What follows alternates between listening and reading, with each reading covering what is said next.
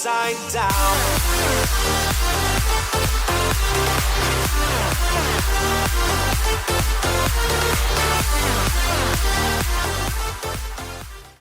Hello, Mr. Bill, poker fans and vlog watchers. Appreciate you guys. Hey, it was a kind of a strange, it was a very unusual week for me. It was kind of upside down. I had a very deep run in my Wednesday night poker league, and that's not upside down, at least I hope not. But I didn't do as well in the cash game. Normally, I absolutely kill the cash game. Then I'm getting prepared for the Windstar River main event. And for that, there are mega satellites that you can satellite into the main. And in previous years, I have done extremely well in these. Okay, so this year I'm 0 for 3. Not so good, not so good. But the good news is I won enough money in the cash games to pay for all of those megas. So I'm not really behind, but I'm not ahead either. There were some very unusual goings-ons in home games this week, and I'm going to put those on a separate vlog. And then so there were some really very good things that happened this week. Number one, I started a new study session with a new study partner, Rob Jenkins, who you guys I've mentioned before on my vlog. Rob won the WPT Seniors event. He's now in my league, and Rob's a really, really good player. We have some common bonds with our religious beliefs, Christianity, and with our families and with poker. So I think it's going to be a really good fit. I'm looking forward to those. And I have been getting lots of subscribers for this, many more than normal. So I'm either getting more exposure somewhere or something. I don't know exactly, but the rate of subscribers has gone up at least 2 or 3 times in the past about 10 days. So I really appreciate that. So why is that important to me? And I wouldn't say important, but it makes me happy. And that's because the whole reason I started this vlog is because I love to share what I do. I'm passionate about it, and I really, really want to help others. Now, I want to help myself too, and that's why I solicit comments and things like that. But, you know, I love to teach. That's why I do the training class. I've got another one that I'm working on for maybe this winter. And so anyhow, the more subscribers I have, the more knowledge I can share. And again, you know, I'm getting help too by getting solicitations, but very, very happy about what's going on with that. So with that, check out the Mr. Bill Poker vlog right now. Wednesday Night Poker League, first break, kind of different tonight. We're doing a bounty tournament. The league is furnishing a $20 bounty chip. At the first break, I have 23,000. We start with 10 and 1 bounty chip on a really, really nice hand. Actually, it was the same kind of thing that always happens to me in the bounty.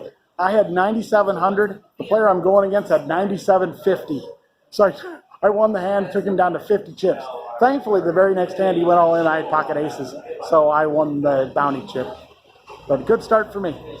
4 of us left. Let's go. I don't have that many chips, but I got heart, baby. I got heart. We'll kazoo. All right, let's see what I get in the big blind. Let's go. Let's go. All right, let's see what we get in the small blind.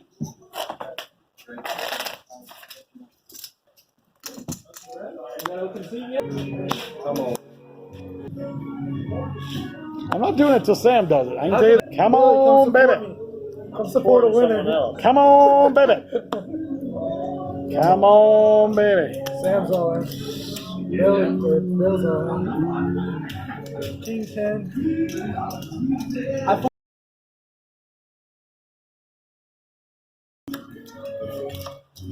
Oh, chop. Nope, not this time. All right, I made $100. It just sounds better. Make sure you get my good side. $40.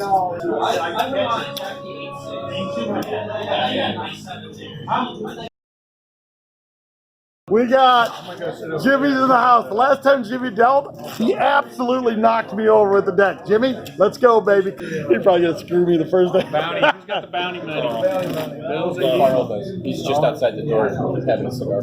Jimmy, what is that? No, we didn't. I didn't suck out. Call. 8s against ace-jack. 8. Oh, I got an 8, didn't I? You can hit runner. Queen. He's got diamond. Oh, we got diamond. Oh, yeah, he had 3 diamonds. Cool. Yes, I doubled up. Big stack or not, you do not want me getting chips, my friend. I can be absolutely as cocky as you can, which is hard to do. I'm all in.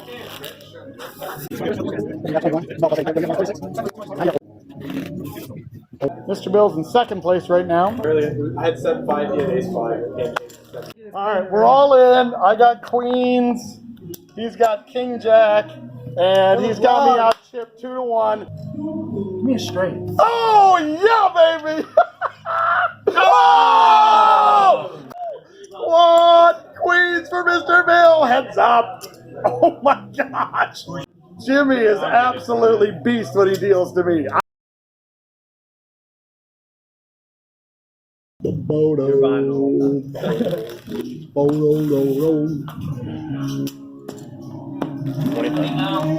in. All in. Might be 150, but I'm guessing. Yeah. You're not good at influence yet. 160? I'll bow down. Raise your hand, Bill. I gotta do it. What is it? 8-7. Okay, well I got 2 overs. Okay, here we go. Queen Jack against 8-7. Come on, Stone. Queen Jack 8-7. One time. Queen Jack. Let's go. Queen Jack 8-7. 6-5-4. End it. Faces. Don't put pain out there, at least. Faces. No. Oh, I need a face. I need a face. I need a face. Come on. Oh, no faces.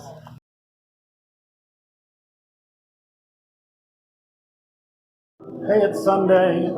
There's a mega satellite to the main event at 7 p.m. tonight. I'm going to go play a cash game for a little bit and then play in the mega. I didn't hit on my first one, so let's hope we get in this one and get a cheaper ticket to the main. All right, here we go. So it's been interesting at the WinStar this evening for the Sunday Mega. I actually played in the cash game beforehand, and I won exactly the buy-in. I won $550 for the Mega. Kind of crazy. So in the Mega, I played at a table where I was doing fine, and there was a guy at the table who was tilting because I had raised him twice. The second time I had raised him, I had flopped the flush, the nut flush, and I probably shouldn't have raised, but I raised, and then he got mad. He said, the next time you raise me, I'm going all in. And he had 4,000 chips, I had 12,000. The very next hand, I got pocket aces.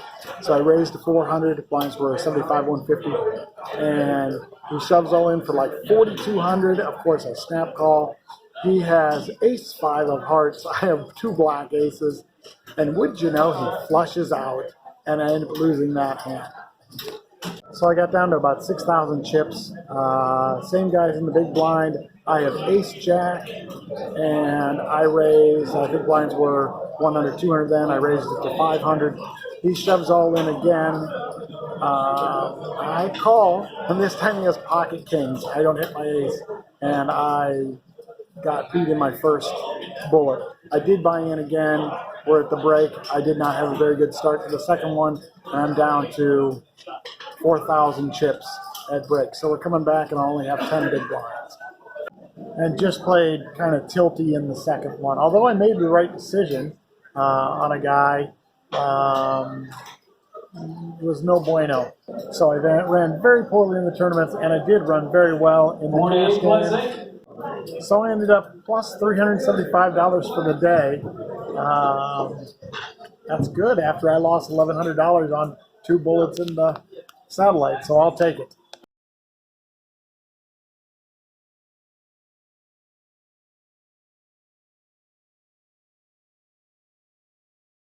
So this was the second hand I played in the 2-5 cash game before I played in the first Mega.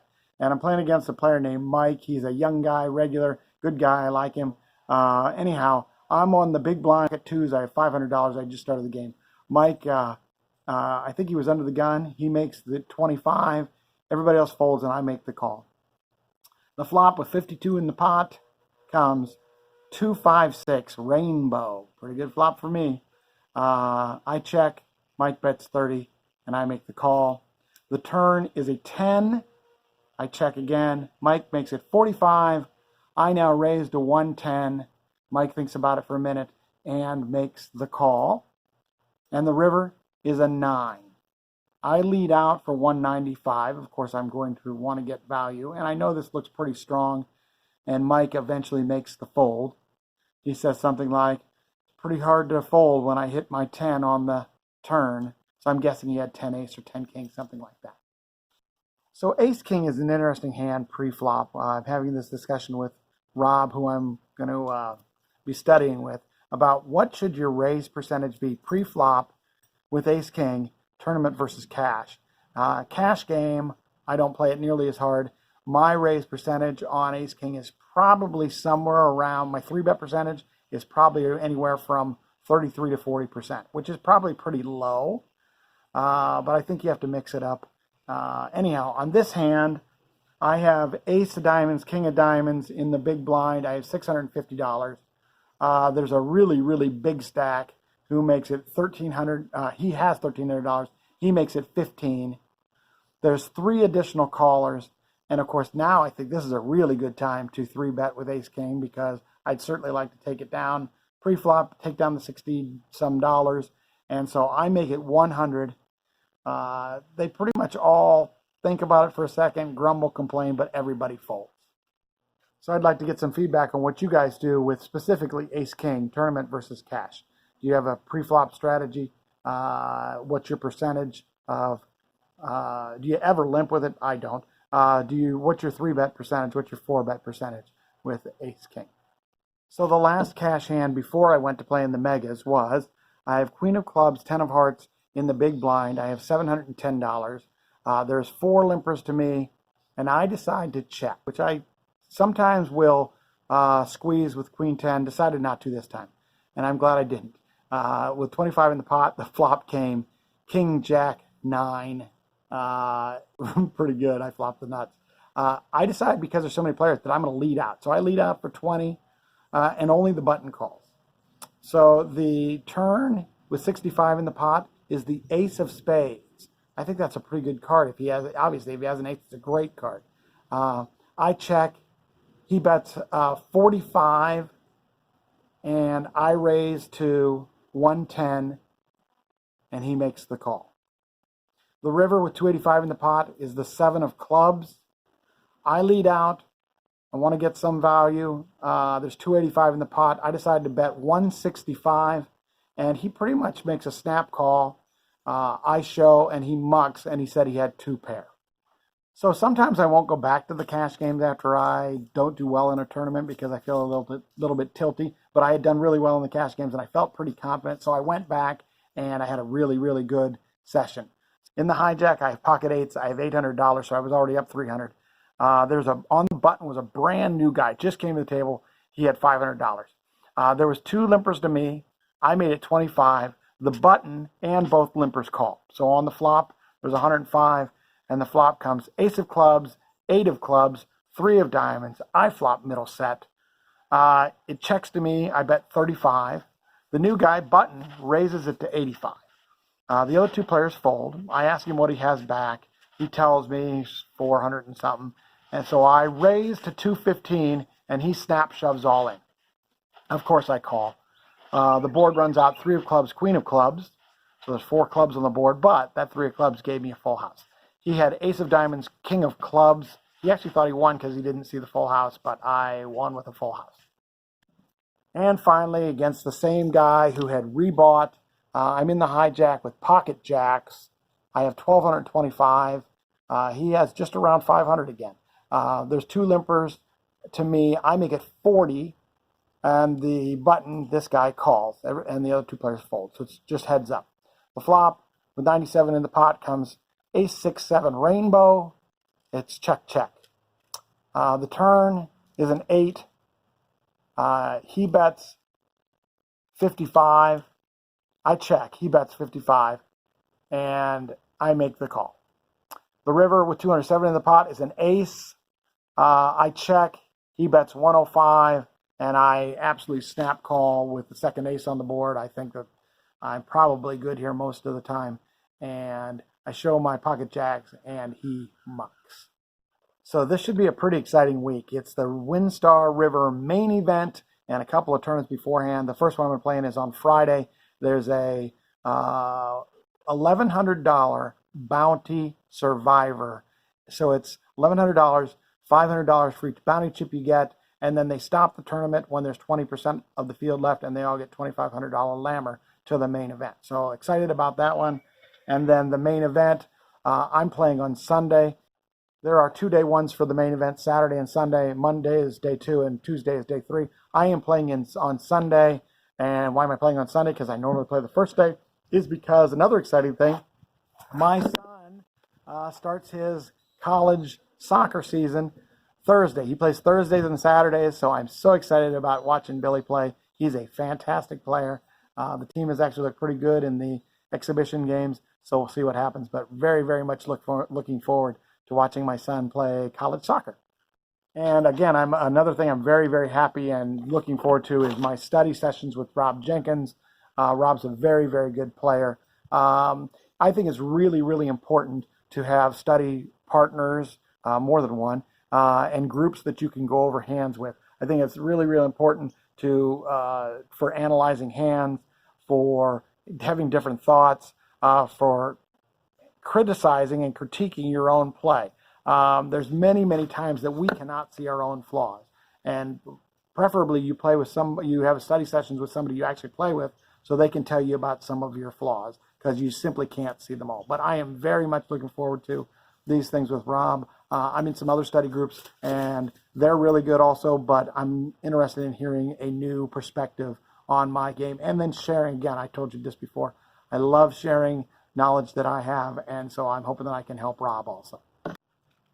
So thank you guys very much for subscribing and pressing the buttons and watching this. I really appreciate getting the feedback and all that kind of stuff too. Again, my subscribers keep going up and up more rapidly. Not like I'm one of the big dogs or anything, but it makes me happy to know that I am getting subs and that people hopefully are getting something out of this content. Anyhow, I will see you guys all next week. Well,